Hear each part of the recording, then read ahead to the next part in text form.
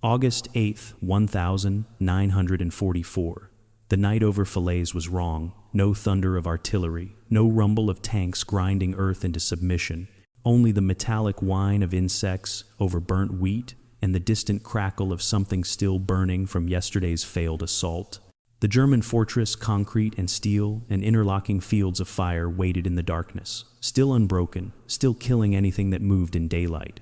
The Canadian positions along the Falaise road held 1,100 men who had watched 3 frontal assaults shatter against those defenses in 4 days. They knew the mathematics of attrition. Every 100 yards gained cost 50 lives. Every strong point required a company. The fortress ahead had 17 strong points, each one sited to support the others, each one manned by veterans who had turned French villages into kill zones that swallowed Allied armor whole. Standard procedure: set artillery preparation at 0400 hours. Soften the defenses, suppress the anti-tank positions. Give the infantry a chance to cross the open ground before German gunners found their range. The men cleaning their rifles in the darkness expected the familiar sequence: bombardment, smoke, the whistle, the sprint across ground that offered no cover, the lottery of survival. The silence felt like a mistake. In the command post 3 miles behind the line, Major General Guy Simonds studied aerial reconnaissance photographs by lamplight. 41 years old, the youngest corps commander in the British Army, a man who calculated war like an engineering problem and spoke with the emotional range of a slide rule. His staff officers had learned not to interrupt when he stared at maps this way, cigarette burning forgotten between his fingers, eyes tracking invisible angles across terrain photographs. The fortress at Falaise represented everything wrong with Allied tactics in Normandy. 2 months after D-Day, the advance had stalled against defensive systems the Germans built with methodical precision. Machine gun nests positioned to create overlapping fire. Anti-tank guns hidden in stone buildings with clear sight lines to approach routes. Mortar positions registered on every intersection. Artillery observers in church steeples calling down fire with mechanical efficiency. The Allies threw firepower at these positions. Thousands of shells, hundreds of bombing runs. The concrete cracked, but the defenders remained. And when the bombardment lifted, they emerged from cellars and bunkers with weapons intact and clear fields of fire at exhausted infantry struggling across cratered ground. Simonds had watched this pattern repeat until it became predictable. Bombardment announced the attack. The Germans withdrew during the shelling. They returned when it stopped. They killed the attackers with methodical precision. The system worked because both sides followed the same script. His plan broke every rule in that script. No preliminary bombardment. The Germans would hear silence and assume the attack was postponed, canceled, delayed by supply problems or command hesitation. No radio traffic. The assault columns would advance under complete communications blackout, navigating by compass and moonlight. No conventional infantry approach. Instead, soldiers would ride inside steel boxes welded from obsolete tank hulls, armored personnel carriers that existed nowhere in Allied doctrine because no one had thought to build them. The staff memorandum describing this plan had generated 3 formal objections from British command: unmilitary, reckless, contrary to established procedure. Montgomery's headquarters sent a liaison officer to verify that Simonds understood the risks. The Canadian Corps commander listened to the concerns with his characteristic absence of expression, then signed the operation order without changing a word. When orders demanded bombardment, he demanded silence. When doctrine required artillery preparation, he substituted deception. When tradition called for infantry to follow armor at walking pace, he put them inside the armor itself. The fortress that had resisted for months, that had broken 3 Allied assaults and turned the Falaise road into a graveyard of burnt-out Shermans and unburied dead, would fall in hours. Not because of superior firepower, not because of overwhelming numbers, but because one cold, logical man refused to fight the same battle the same way and expected different results. In the darkness before dawn, the first Kangaroo carriers rumbled to life. No artillery preparation announced their movement. No flares illuminated their approach. Just the grinding of tracks on dirt roads and the metallic silence of men who understood they were part of something unprecedented. History was about to change its course, and it would begin in absolute quiet.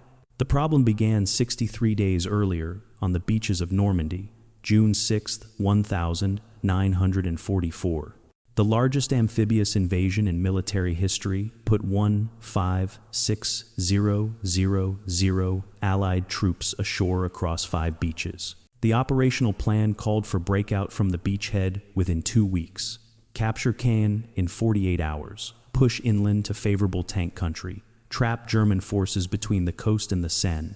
Instead, the advance measured progress in hundreds of yards, purchased with thousands of casualties. The Germans had transformed the Norman bocage into a defensive masterpiece. Ancient hedgerows, some dating to Roman times, divided the landscape into natural fortresses. Stone farmhouses became bunkers. Village churches became observation posts. Every crossroads held a registered artillery point. Every approach route had interlocking fields of fire. The defenders fought from positions they'd spent 4 years perfecting against attackers, advancing across unfamiliar ground under constant observation. By late July, Allied forces held a beachhead 60 miles wide and 15 miles deep. The operational timetable called for Paris liberated by this date. Instead, British and Canadian forces remained locked in brutal attrition warfare around Caen. American forces bled through the hedgerows one field at a time. German commanders rotated fresh divisions into defensive positions, while Allied planners watched their casualty projections climb toward unsustainable numbers. The tactical equation worked in the defenders' favor. A well-positioned machine gun crew could pin down an entire company. A single 88mm anti-tank gun could destroy a dozen Shermans before revealing its position.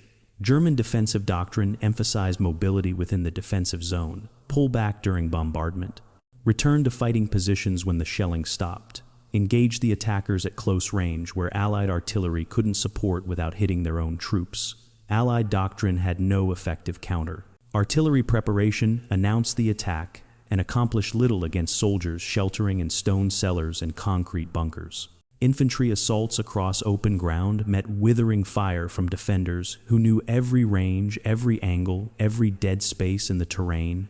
Tank support became tank losses when armor advanced without infantry to suppress anti-tank positions, while infantry without armor support died attempting to close with defenders in fortified positions. The Canadian First Army faced this equation in its most concentrated form around Falaise. The German 7th Army occupied defensive positions anchored on the town itself, a medieval fortress city rebuilt in stone after centuries of sieges.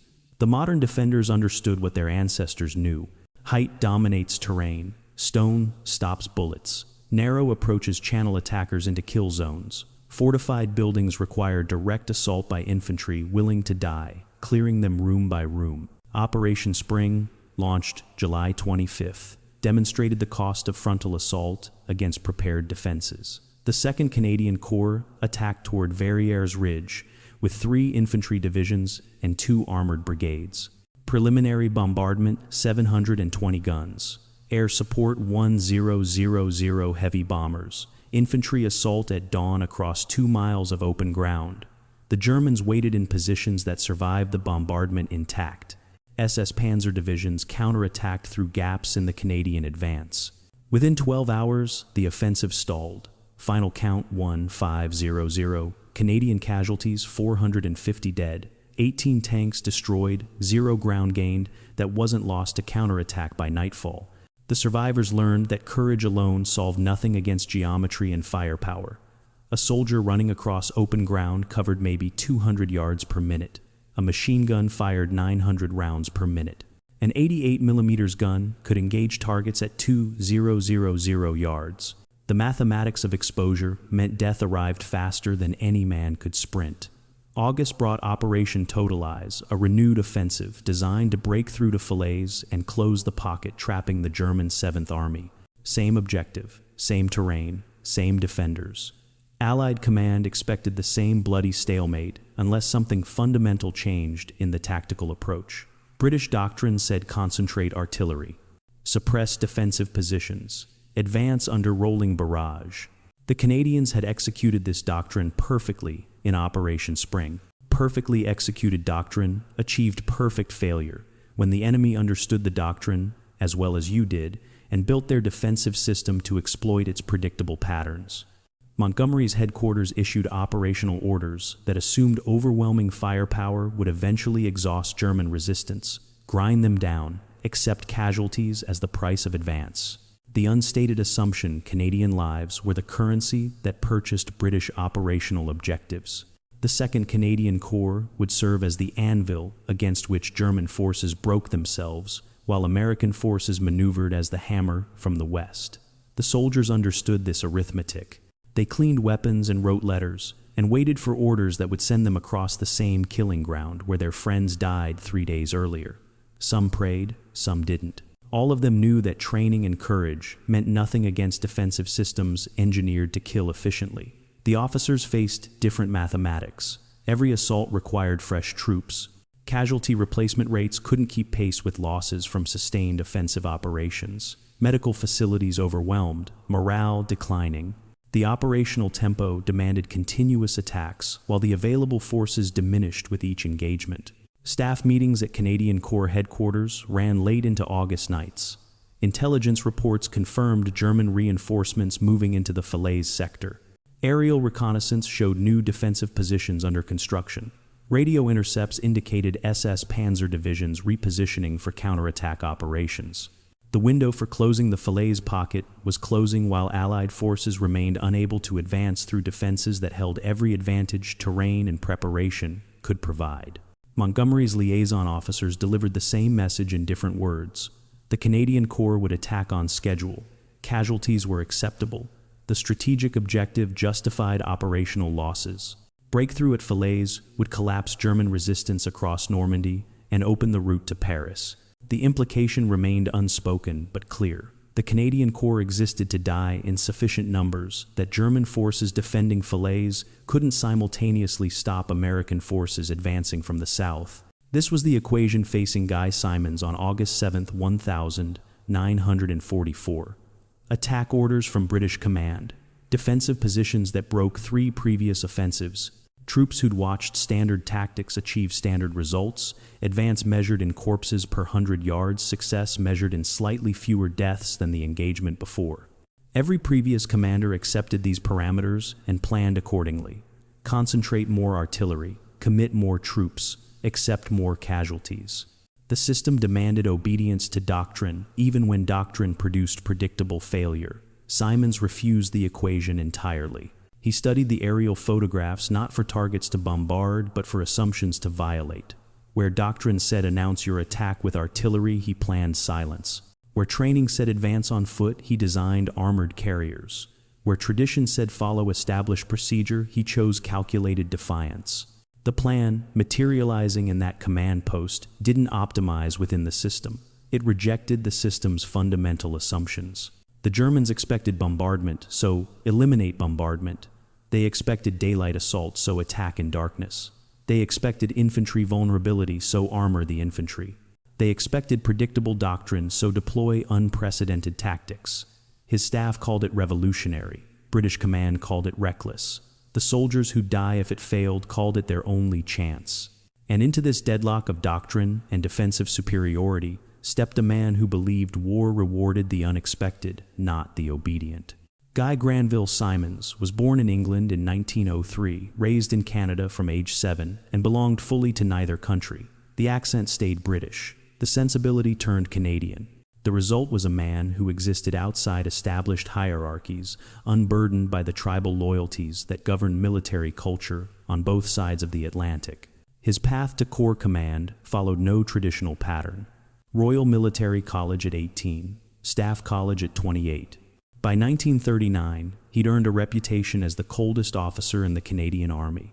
Not cruel, not indifferent, cold in the way a precision instrument is cold. He calculated casualties the way engineers calculated load-bearing stress. War was mathematics expressed in flesh and steel, and Simonds approached it with the emotional detachment of a man solving differential equations. The troops didn't love him. Love required warmth, humor, the performance of camaraderie that defined leadership in the Commonwealth armies. Simonds offered none of that. He inspected units without small talk. He delivered orders without explanation. He never visited wounded men in hospital, never wrote condolence letters that went beyond regulation. Phrasing never pretended that individual sacrifice mattered more than operational outcomes. But they respected him. Respect came from results. Under Simonds, casualty rates dropped. Under Simonds, objectives were taken with minimum loss. Under Simonds, soldiers lived through engagements that would have killed them under commanders who followed doctrine more faithfully. He'd clashed with Montgomery repeatedly throughout the Normandy campaign. Montgomery believed in set-piece battles, overwhelming firepower, methodical advances that ground down enemy resistance through superior resources. Simonds believed in deception, mobility, psychological disruption. Their arguments at Corps commanders' conferences became legendary. Montgomery spoke of honor and tradition and the proven methods that won at El Alamein. Simonds spoke of efficiency ratios and the diminishing returns of predictable tactics against competent defenders. August 1944 found Simonds commanding the 2nd Canadian Corps at the precise moment when traditional methods had demonstrably failed. 3 assaults against Falaise, 3,000 casualties, 0 breakthrough. The strategic situation deteriorating daily as German forces prepared withdrawal routes that would let them escape encirclement. British command wanted another frontal assault, concentrate artillery, commit reserves, accept losses as operationally necessary. The staff papers circulating through headquarters in early August read like templates from 1917. Preliminary bombardment, infantry advance, exploitation by armor. The same sequence that failed at Passchendaele, optimized with better radios and more firepower, but fundamentally unchanged in tactical conception. Simonds read these papers and recognized the pattern he'd seen throughout his career. Institutional thinking that prioritized procedure over results. Doctrine that existed to protect commanders from criticism rather than soldiers from death. A military culture that rewarded conformity and punished innovation, where doing the wrong thing correctly carried less professional risk than doing the right thing unconventionally. He'd spent the previous 2 years studying German tactical doctrine with the same intensity he'd once applied to chess problems. The Germans won defensive engagements because they understood mobility within the defensive zone. They didn't hold fixed positions. They held terrain through movement, repositioning during Allied bombardment, returning to fighting positions when the shelling stopped engaging attackers at the moment of maximum vulnerability. Breaking this system required breaking its fundamental assumption. The Germans expected bombardment. They'd built their entire defensive routine around that expectation. Withdraw during shelling, return afterward, kill the attackers during their approach, eliminate the bombardment, and the entire sequence collapsed. The idea emerged during a planning session on August 5th. A staff officer presented bombardment schedules. Simonds asked what would happen if they canceled the artillery preparation entirely. The room went silent. British liaison officers exchanged glances. The staff officer stammered something about suppressing defensive positions. "And if we don't suppress them," Simonds said, "if we give them nothing to suppress, if we arrive before they know we're coming." It violated every principle of fire support doctrine. It meant sending infantry toward enemy positions without softening defenses first. It meant accepting that soldiers would face unsuppressed machine guns, active artillery defenders at full strength, unless those soldiers weren't on foot, unless they rode inside armor, unless the entire concept of infantry vulnerability became obsolete through mechanical innovation. The Kangaroo concept came from desperation converted into engineering. Take obsolete tank hulls, remove the turrets, weld steel plates over the openings, install bench seating inside. The result, armored personnel carriers that existed nowhere in Allied inventory because no one had thought to build them. Infantry that could advance at tank speed under tank protection. Soldiers who could cross killing zones that previously required them to sprint exposed through machine gun fire. Simonds sketched the concept on a map overlay. Armor and infantry advancing together in darkness under radio silence. No bombardment to announce their approach. No predictable sequence the Germans could anticipate. Just steel and speed and the fundamental disruption of defensive assumptions. His staff called it brilliant. British command called it insane. Montgomery's headquarters sent 3 separate requests for clarification, each one phrased more sharply than the last. The Canadian Corps commander was proposing to violate established fire support doctrine, eliminate artillery preparation, advance armor in darkness without infantry screening, and commit troops to assault without suppressing defensive positions first. Simonds approved the operation order without modification. His peers wanted a hammer, something obvious, powerful, conventional. something that looked like military competence to observers who measured success by adherence to doctrine rather than achievement of objectives. He built a scalpel instead, precise, unexpected, designed to cut through the one weakness in an otherwise impregnable defensive system, the assumption that attackers would follow predictable patterns. The fortress at Falaise was about to discover that assumption's price. Operation Totalize launched at 2,300 hours on August 7th, 1944. The first phase followed conventional doctrine precisely. Artillery preparation, 400 guns, bomber support, RAF Lancasters dropping 1,000-pound bombs on German positions 5 miles deep. Infantry assault at dawn across terrain. The Germans had spent 2 months fortifying into interlocking defensive zones. By 0800 hours, the 51st Highland Division reported 340 casualties and minimal forward progress. German anti-tank positions hidden in stone buildings destroyed 14 Churchill tanks in 30 minutes. Machine gun nests the bombardment missed cut down Scottish infantry, attempting to cross open ground between Tilly-la-Campagne and Verrières Ridge, the same ridge where Operation Spring died 2 weeks earlier. The same defensive positions, the same results. The Polish 1st Armored Division fared worse. Their attack axis ran directly into SS Panzer positions dug in around St. Ignan de Kremsnil. German 88mm guns engaged Polish Shermans at ranges where Allied tank guns couldn't effectively return fire. First hour, 18 tanks destroyed. Second hour, 23 more. By noon, the Polish division had lost half its armor and gained 800 yards that cost 67 dead and 190 wounded. The 2nd Canadian Infantry Division pushed toward Rocquancourt against defenders who'd survived the preliminary bombardment in stone cellars and emerged when the shelling stopped with weapons intact and clear fields of fire. German mortars pre-registered on every approach route dropped rounds with mechanical precision. Canadian infantry learned again what their predecessors learned in July. Courage didn't stop shrapnel. Determination didn't defeat geometry. Running across open ground toward machine guns simply meant dying faster. At 1,430 hours, Simonds received casualty reports at Corps headquarters. First day totals 1100 casualties.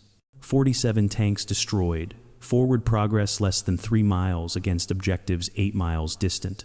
Operational tempo unsustainable. Casualty replacement rate insufficient. Strategic timeline collapsing. Montgomery's headquarters sent a liaison officer at 1,600 hours. The message arrived, wrapped in diplomatic language, but the meaning was clear. Continue offensive operations. Maintain pressure on German positions. Accept casualties as operationally necessary. The Falaise pocket must be closed regardless of cost. American forces were advancing from the south, British forces attacking from the west. The Canadian Corps would continue frontal assaults until German resistance collapsed, or German forces withdrew. The unspoken calculation Canadian lives were expendable in service of strategic objectives that benefited primarily British and American operational goals. Simonds dismissed the liaison officer without comment. He spent the next hour studying aerial reconnaissance photographs updated that morning. Intelligence annotations marked new defensive positions under construction. Radio intercepts indicated 12th SS Panzer Division elements moving into the Falaise sector. Prisoner interrogations confirmed German command expected continued Allied attacks along the same axes using the same methods. The Germans were reinforcing. The Allies were bleeding. Time was running out. At 1,900 hours, a staff officer brought casualty projections for continued operations. Standard assault doctrine applied to current defensive disposition estimated 400 casualties per mile advanced. Distance to Falaise, 8 miles. Projected total losses, 3,200 casualties, to achieve an objective that might already be evacuated by the time Allied forces arrived. The mathematics were clear. Another frontal assault would destroy the Canadian Corps as an effective fighting formation. It would achieve Montgomery's strategic objective by turning Canadian soldiers into casualties at a rate that eventually overwhelmed German defensive capacity through sheer numerical attrition. Simonds had built his career on cold calculation. He analyzed battle like an engineering problem. Emotional considerations didn't factor into operational planning. Casualties were data points. Losses were variables in equations balancing force ratios against terrain advantages and defensive depth. But sitting alone in the command post that evening, studying maps by lamplight while casualty reports accumulated on his desk, something shifted in the mathematics. The cold logic that made him an efficient commander encountered a moral boundary it couldn't cross. He could calculate acceptable losses. He couldn't accept sending men to die executing tactics that had already failed 3 times against the same defensive system. If we fight their way, we die their way. The thought arrived with absolute clarity. German defensive doctrine worked because it exploited Allied offensive doctrine's predictable patterns. Bombardment announced the attack. Infantry advanced on foot across killing zones. Armor followed established approach routes. Defenders knew the sequence, prepared accordingly, survived the preparatory fires, and killed the attackers with methodical efficiency. Breaking the pattern required rejecting every assumption underlying conventional assault doctrine. No bombardment meant no warning. Darkness meant no observation. Armored infantry carriers meant no vulnerability during approach. Speed meant no time for German repositioning. Surprise meant psychological disruption that turned defensive advantages into defensive confusion. The plan taking shape violated every principle his training emphasized. Artillery preparation suppresses defensive fires. Daylight operations enable command and control. Infantry advances on foot for tactical flexibility. These principles existed for reasons documented in field manuals, refined through centuries of military experience. They also produced predictable failures against competent defenders who understood the principles as thoroughly as the attackers. Simonds drafted the operational order in longhand. Attack time 2,000, 330 hours, August 8th. Artillery preparation, none. Infantry approach method, armored carriers, converted from obsolete tank hulls. Navigation method, compass bearings, and moonlight. Communications, radio silence until contact. Deception plan, diversionary fires on flanks to simulate major attack elsewhere. The plan looked insane on paper. It violated doctrine, ignored established procedure, committed forces to night assault without fire support, preparation, and depended on mechanical innovations that existed nowhere in Allied inventory because no staff officer had thought to authorize their construction. His staff would call it revolutionary. British command would call it reckless. The soldiers executing it would call it their only chance to cross those killing zones without dying in the attempt. At 2,100 hours, Simonds signed the operational order and sent it to divisional commanders. No explanation, no justification, just the stark sequence of unconventional directives that would either close the Falaise pocket in hours or destroy his career in minutes. It was not just a plan, it was defiance. Calculated, cold, logical defiance of a system that demanded obedience even when obedience produced corpses without progress. Outside mechanics were already welding steel plates onto tank hulls, converting weapons of war into something unprecedented, building Kangaroos in darkness while their commanders studied maps and wondered if genius looked like madness until it succeeded. The Kangaroos took shape in a field workshop 3 miles behind the lines. Mechanics worked under blackout conditions, welding by feel as much as sight. Take a ram tank obsolete by 1944 standards, too thinly armored for modern anti-tank weapons, too slow for breakthrough operations. Remove the turret, gut the fighting compartment, weld steel plates over the opening, install bench seats where ammunition racks once stood. The result, a steel box that could carry 11 fully equipped infantry soldiers at 15 miles per hour across ground that killed men on foot. The first prototype rolled out at 0400 hours on August 7th. No one had built anything like it. No technical manual existed. No doctrine covered employment. The engineers were inventing armored personnel carriers 72 hours before they'd be used in combat. Lieutenant Colonel Gordon Wotherspoon, commanding the Canadian Grenadier Guards, inspected the first Kangaroo at dawn. His reaction entered unit records verbatim. "This is the ugliest piece of machinery I've ever seen. When do we get more of them?" By sunset, mechanics had converted 76 rams into personnel carriers. Not enough for the entire assault force. Barely enough for the lead battalions. Simonds made the calculation instantly. Lead elements ride in armor. Follow-on forces advance on foot once the breakthrough creates protected routes. Accept unequal risk distribution. The alternative was equal vulnerability for everyone. Soldiers of the Lake Superior Regiment saw their Kangaroos at 1,900 hours. They circled the vehicles like men examining alien technology. Sergeant Thomas McKay climbed inside, sat on the steel bench, looked at the welded plates overhead. "We're supposed to ride into combat in this, in a tank with no gun," his platoon commander nodded. "You're supposed to survive riding into combat in this. That's the difference." The briefing came at 2,000 hours. Maps spread across trestle tables. Unit commanders gathered in lamplight. Simonds himself delivered the operational order. No preliminary bombardment, no artillery preparation, no warning. Jump off at 2,330 hours under complete radio silence. Navigate by compass bearing. Pathfinder tanks equipped with directional beacons. Infantry follows in Kangaroos. Armor provides fire support. Reach the German line before they know you're coming. Questions came immediately. What about defensive fires? We take them. What about anti-tank positions, speed and darkness? We're across the killing zone before they acquire targets. What about coordination without radios? You don't need coordination. You need direction and momentum. Point at the objective and don't stop until you reach it. Major Radley Walters, commanding the Sherbrooke Fusiliers, asked the question everyone was thinking. "Sir, if this doesn't work, we're putting infantry into a kill zone with no fire support and no suppression of enemy positions." Simonds looked at him without expression. "If this doesn't work, major infantry advancing on foot dies in the same kill zone but slower. Would you prefer that outcome?" Silence answered him. Diversionary fires began at 2,300 hours.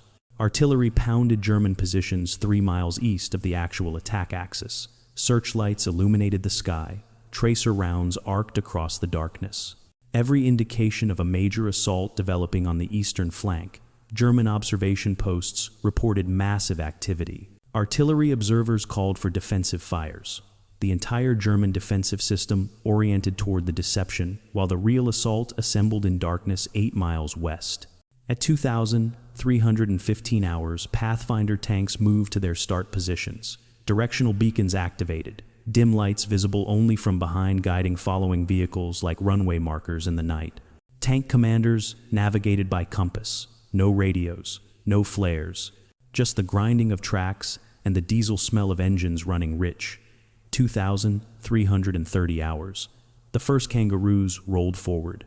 Inside the lead carrier, 11 men from the Lake Superior Regiment sat in darkness, breathing diesel fumes and feeling every bump translate through steel into bone. No windows, no vision outside the armored box. Just the sound of the engine, the smell of oil and sweat, the pressure of bodies packed onto steel benches, and the absolute uncertainty of men who couldn't see what they were driving toward. Private Robert Chen gripped his rifle so hard his hands went numb. "This is insane," he said to no one in particular. "We're driving blind toward machine gun positions with no artillery support." Sergeant McKay's voice came from the darkness. "We're driving armored toward machine gun positions that don't know we're coming. That's the difference between insane and brilliant." The column advanced at 12 miles per hour, faster than infantry could run, slower than tactical caution recommended. The compromise between speed and control in darkness, over unfamiliar terrain. Tank commanders stood in open hatches, navigating by compass and moonlight. Kangaroos followed the Pathfinder beacons. The entire assault force moved in near total silence, broken only by engine noise and the mechanical clatter of tracks. German listening posts heard something. Engines, movement, but no artillery preparation. No bombardment pattern, no predictable sequence that indicated assault operations. The reports went up the chain of command, with uncertainty attached. Possible vehicle movement, origin unclear. Probably repositioning of Allied units, no immediate threat. At 00:15 hours, the lead Canadian tanks crossed the German forward defensive line. No resistance. The positions were empty. Defenders had withdrawn to secondary positions during the diversionary bombardment exactly as their doctrine prescribed.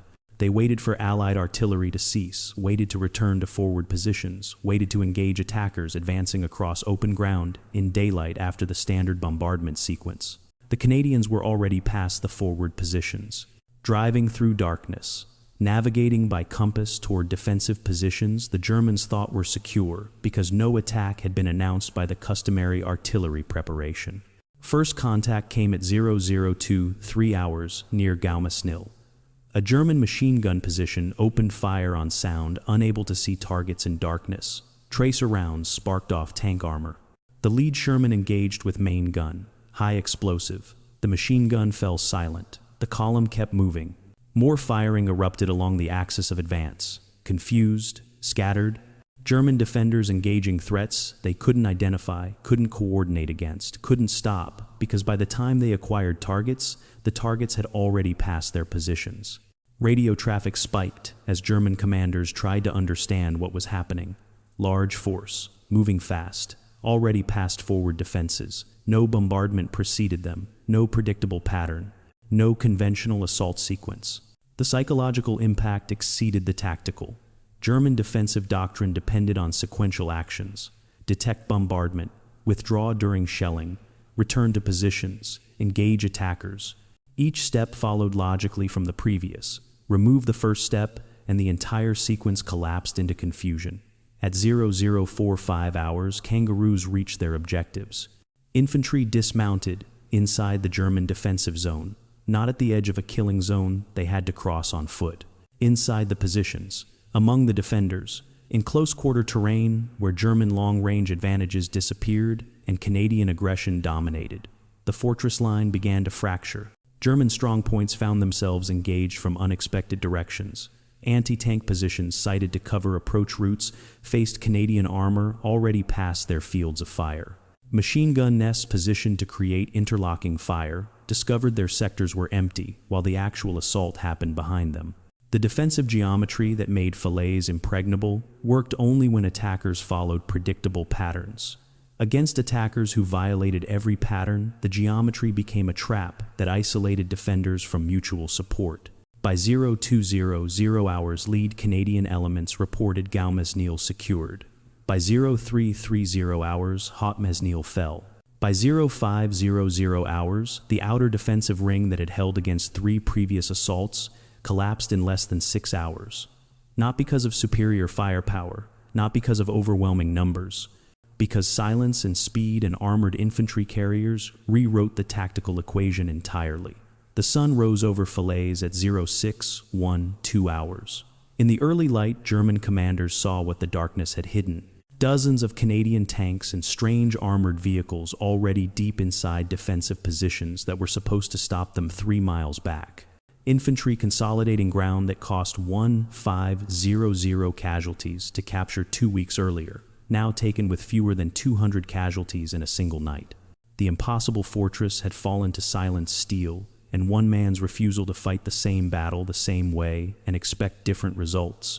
August 9th, 0800 hours. German 7th Army headquarters received reports that made no tactical sense. Canadian forces 5 miles inside the defensive perimeter. Strongpoints bypassed. Communication lines severed. Defensive positions isolated. Forward observers reported armor moving freely through terrain that should have been impassable without weeks of preparation. The operations officer marking positions on the situation map kept stopping to verify coordinates. "These can't be right," he told his commander. "They're reporting Canadian tanks in Bretteville-sur-Lys. That's 8 kilometers behind our forward line." "They're right," his commander said quietly. "We've been flanked." From the front, the numbers told a story that rewrote understanding of what armored assault could achieve. Operation Totalize Phase 2, executed in 6 hours of darkness, penetrated 8 miles into German defensive positions, cost 187 Canadian casualties. Result 2-100 German prisoners, 14 strongpoints, captured the entire defensive line between Caen and Falaise, compromised beyond repair. Compare that to Operation Spring 3 weeks earlier. Same objective, same terrain, same defenders, traditional tactics. Result 150, 0 casualties, 450 dead, 0 breakthrough. Complete operational failure within 12 hours. The mathematics were absolute. Simonds' unconventional assault achieved 8 times the territorial gain at 1/8 the casualties. The efficiency ratio wasn't incremental improvement. It was fundamental transformation of what mechanized infantry could accomplish against prepared defenses. By noon on August 9th, the strategic situation had collapsed for German forces in Normandy. The The Falaise pocket was closing, escape routes narrowing. American forces advancing from the south met Canadian forces pushing from the north. The trap that had taken 2 months to set finally snapped shut because one night, assault broke defensive lines that conventional operations couldn't crack in weeks of sustained attacks. Lieutenant Colonel Wotherspoon's after-action report captured the soldiers' perspective. We rode through killing zones that would have cost us half the battalion crossing on foot. German machine gun positions were still manned, but couldn't engage effectively in darkness at moving targets. By the time they understood what was happening, we were already behind them. The Kangaroos worked, not perfectly. They were hot, cramped, diesel-choked steel boxes, but they kept us alive long enough to fight on our terms instead of dying on theirs. Private Robert Chen, who'd called the plan insane 12 hours earlier, wrote a letter home that captured what success felt like after watching conventional tactics fail repeatedly. We did something nobody thought possible. We crossed ground that killed hundreds of our friends 3 weeks ago. We took positions they said would cost us 1,000 casualties, and we did it with fewer losses than a training accident. I don't know if the general who planned this is brilliant or crazy, but I know he kept me alive when following the rulebook would have gotten me killed. The German response confirmed what Allied intelligence suspected but couldn't prove until success demonstrated it. Defensive doctrine based on predictable Allied tactics was vulnerable to unpredictable Allied innovation. When established patterns broke, defensive systems built around those patterns broke simultaneously. Prisoner interrogations revealed the psychological impact. An Oberleutnant from the 12th SS Panzer Division described his perspective. We heard engines but no bombardment.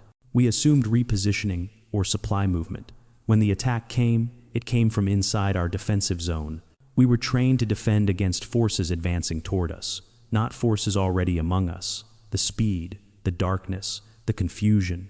We couldn't establish defensive coherence because we couldn't determine where the attack was centered.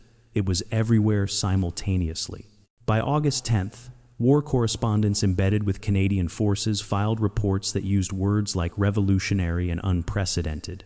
Matthew Halton, CBC reporter, described the Kangaroos in a broadcast that reached Canadian homes 2 days later.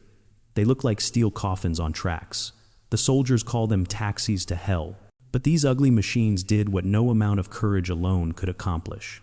They carried men across ground that would have killed them. They turned vulnerability into protection. They made the impossible assault possible. The tactical validation came from unexpected sources. British armored commanders, who'd criticized the plan before execution, requested Kangaroos for their own operations.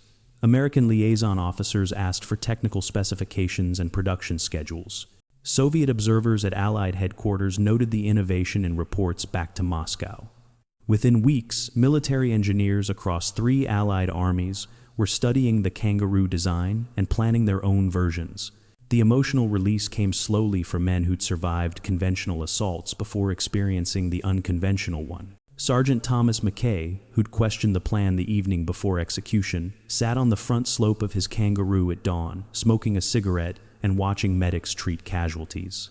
17 wounded from our company, he said to no one in particular. 17.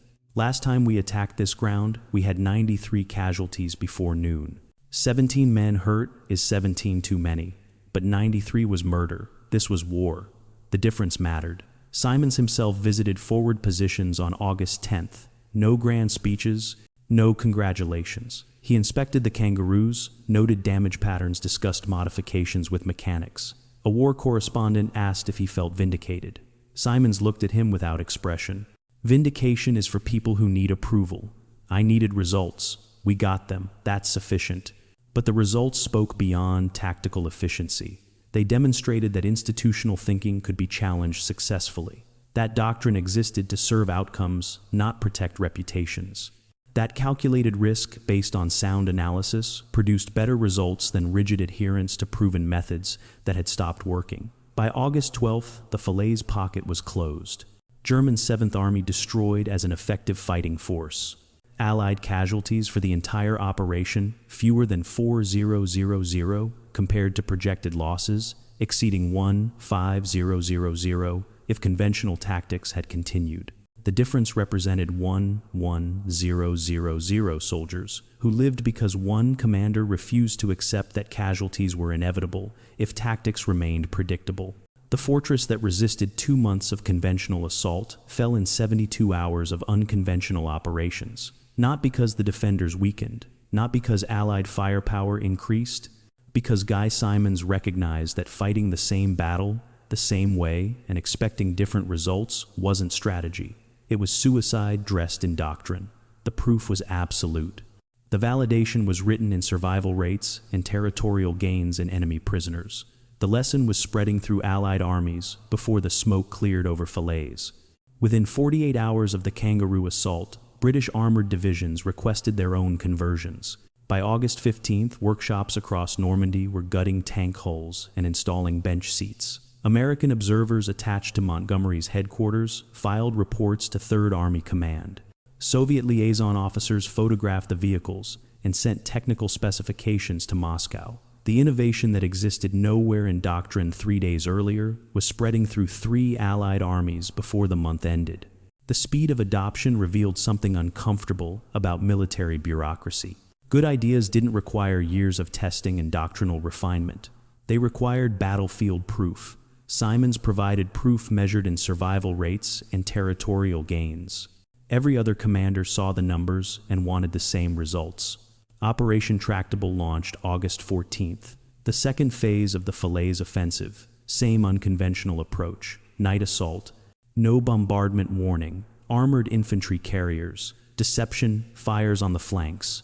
Canadian and Polish forces drove south toward Trun, while American forces pushed north from Argentan. The objective closed the pocket completely, trapped the German 7th Army before withdrawal routes reopened. The Germans knew what was coming this time.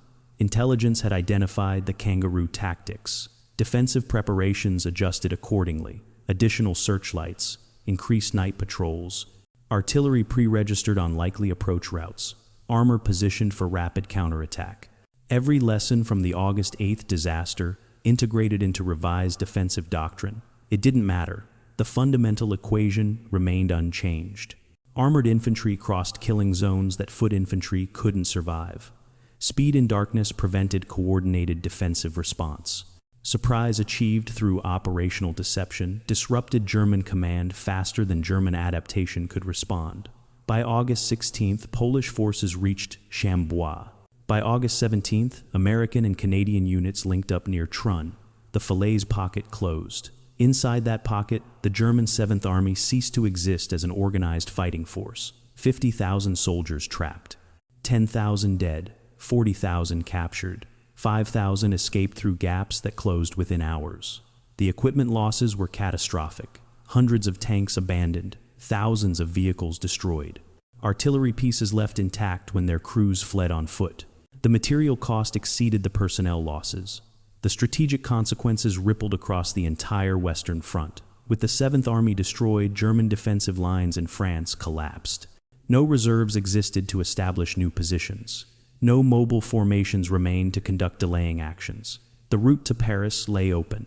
By August 25th, French and American forces liberated the capital. By September, Allied armies reached the German border.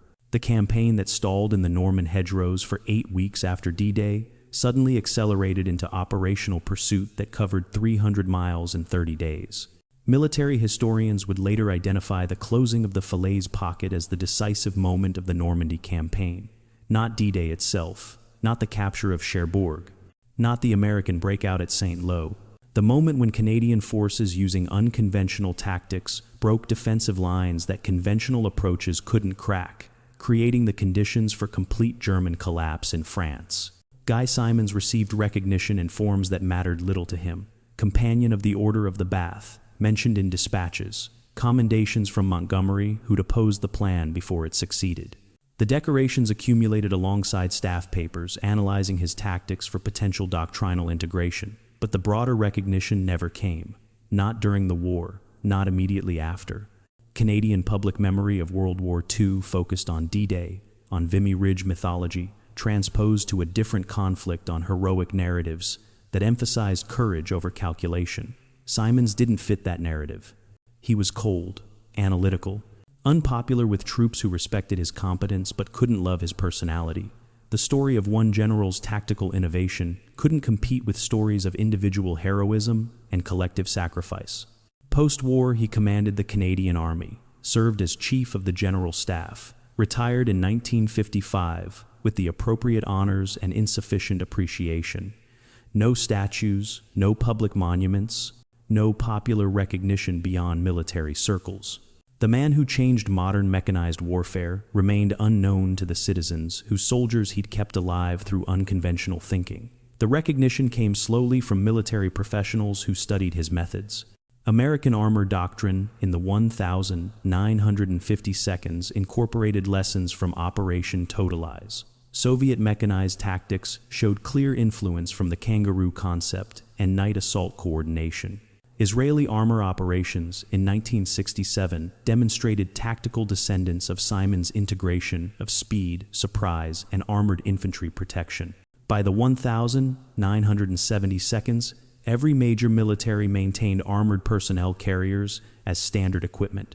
The M113, the BTR-60, the FV-432. Different designs serving the same purpose Simonds identified in August 1944 infantry cannot survive crossing modern killing zones on foot. Armor the infantry, integrate their movement with tank formations, create combined arms teams that exploit mobility and protection simultaneously. The doctrinal transformation occurred so thoroughly that new generations of officers couldn't imagine warfare without APCs. The innovation became invisible through ubiquity. Standard equipment, basic doctrine, foundational principle. The revolutionary became routine so completely that its origins disappeared into technical manuals and forgotten field orders from a Normandy campaign most people remembered only for the beach landings. British military historian John Keegan, writing in 1989, called Simonds the most innovative corps commander of the Western campaign. Canadian historian Terry Kopp went further. Simonds' tactical genius at Falaise prevented what could have been the bloodiest stalemate of the war and transformed the operational situation across the entire front. The soldiers who rode in those first Kangaroos understood more directly. William Thompson, Lake Superior Regiment, interviewed in 1994 at age 73. "Those steel boxes saved my life. I watched friends die crossing the same ground 3 weeks earlier. When we rode through in darkness, protected moving fast, I knew someone had figured out the equation. Keep us alive long enough to fight. That was genius. That was why I came home." 200 men survived August 8, 1944, who would have died if conventional tactics continued. 200 men who returned to Canada, built families, lived ordinary lives that wouldn't have existed if one cold, logical general hadn't refused to accept predictable failure as inevitable.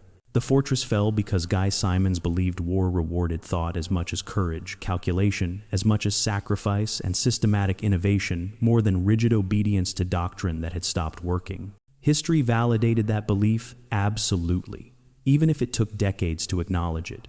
August 21st, 1944. Dawn over Falaise. The smoke had finally cleared. The fortress town sat silent in morning light. Stone walls that held against sieges for 8 centuries.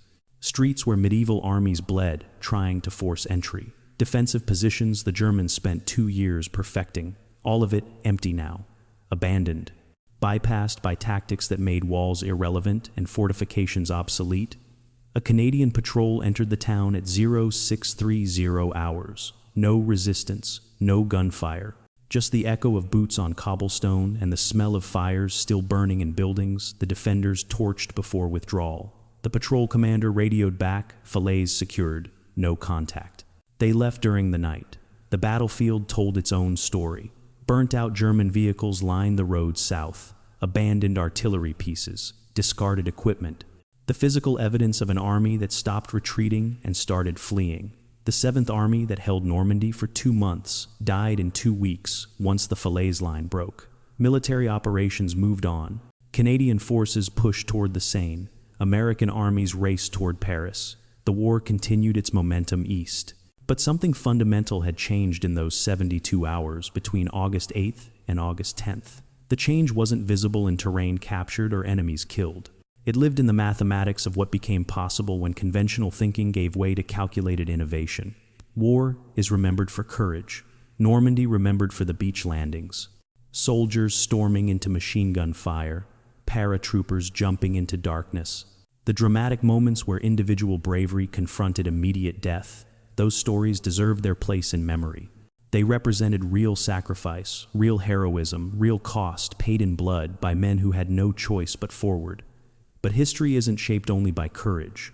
It's shaped equally by the quiet moments in command posts, where cold logic confronts impossible problems. Where someone looks at a tactical equation that has failed repeatedly and asks the dangerous question, what if everything we've been taught is wrong? Guy Simonds asked that question in August 1944. Not from rebellion, not from ego, from systematic analysis that recognized predictable tactics against competent defenders produced predictable casualties. The courage to question doctrine came from the same source as the courage to assault fortified positions. Both required accepting risk. Both required conviction that the alternative was worse. The Kangaroo carriers sat abandoned in fields outside Falaise by late August. Mechanics salvaged the useful hulls. Welders cut apart the modifications. The vehicles that changed mechanized warfare disappeared into scrap metal and requisition forms. But the concept they proved survived. Every armored personnel carrier built in the 70 years following Falaise carried DNA from those crude conversions welded together in darkness 3 days before they rolled into combat. Private Robert Chen returned to Canada in 1945, lived in Vancouver, raised 3 children, worked as a machinist for 37 years. Never spoke much about the war, except once in 1982 when his grandson asked what combat was like. Chen described riding in the Kangaroo, the darkness, the diesel smell, the uncertainty. Then he said something his grandson never forgot. Someone I never met figured out how to keep me alive. I don't know if he cared about me personally, but he cared enough about the problem to solve it. That's a kind of courage that doesn't get medals. It should. Sergeant Thomas McKay died in 1991 at age 71. His obituary in the Toronto Star mentioned his service in Normandy. It didn't mention Operation Totalize. It didn't mention the Kangaroos. It didn't mention that he survived crossing a killing zone that killed 93 of his friends 3 weeks earlier because one general refused to send men into the same death trap using the same failed tactics. The soldiers who lived because of Simonds' innovation never knew to thank him specifically. They knew they survived. They knew the tactics worked. But the connection between survival and the cold, unpopular Corps commander who designed those tactics remained invisible. That was perhaps appropriate. Simonds never sought gratitude. He sought efficiency, outcomes, solutions to equations where the variables were lives and the answer was survival rates per mile advanced. The textbooks eventually caught up. By the 1,960 seconds, military academies taught Operation Totalize as case study in tactical innovation. By the 1,980 seconds, Simonds appeared in staff college curricula as example of operational creativity under pressure. By the 2000s, historians identified him as architect of modern combined arms doctrine. The recognition came slowly, posthumously, academically. The kind of validation that matters to scholars, but means nothing to the dead. What mattered was the legacy written in equipment tables and tactical manuals. Every military that fields armored personnel carriers validates Simonds' core insight. Infantry cannot survive modern firepower unprotected, but infantry in armor maintains the flexibility and tactical utility that pure tank forces lack. That principle, proven in darkness outside Falaise, became foundational to mechanized warfare worldwide. The broader lesson transcended military application. Institutional thinking resists innovation because innovation implies previous methods were wrong. Admitting wrongness requires acknowledging that people died executing those methods. The psychological resistance to that admission creates organizational cultures where doctrine becomes sacred, where questioning established procedure feels like betraying the dead who followed it. Simonds broke through that resistance not by arguing but by demonstrating. The proof wasn't theoretical, it was mathematical. Fewer casualties, faster advance, better results. The evidence was absolute enough that even institutional resistance couldn't dismiss it. The fortress at Falaise stood for centuries because defenders understood that walls' height and defensive geometry created advantages that courage alone couldn't overcome. Medieval armies broke against those walls repeatedly. Each assault validated the fortress's strength. Each failure reinforced the defender's confidence. Then someone changed the equation entirely. Not by building bigger siege weapons, not by bringing more soldiers, by questioning whether frontal assault against prepared defenses was the only option, by recognizing that mobility and surprise could bypass advantages that direct confrontation couldn't overcome. Guy Simonds did the same thing in 1944 that successful besiegers learned over centuries. Don't fight the enemy's battle. Don't accept their tactical framework. Don't let their advantages dictate your approach. Find the assumption they're depending on and break it so completely that their entire defensive system collapses. The assumption at Falaise was simple. Allied forces would attack predictably after bombardment preparation during daylight with vulnerable infantry. Break that assumption, and the German defensive system, engineered precisely to counter that approach, became ineffective.